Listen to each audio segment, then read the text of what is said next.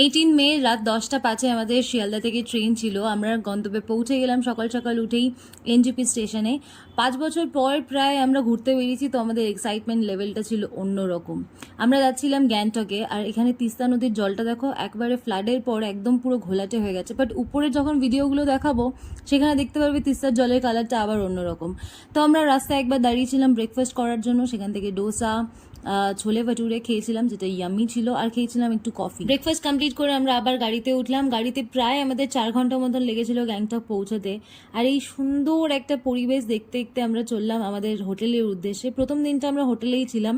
এর পরপর অনেক ভিডিও আসবে ট্রাভেল ব্লগস, তো তোমরা যারা সাবস্ক্রাইব করোনি তারা প্লিজ সাবস্ক্রাইব করে নিও, কারণ প্রচুর ভিডিও করেছি and সেগুলো ধীরে ধীরে আপলোড করবো, তোমাদের সাথে শেয়ার করব।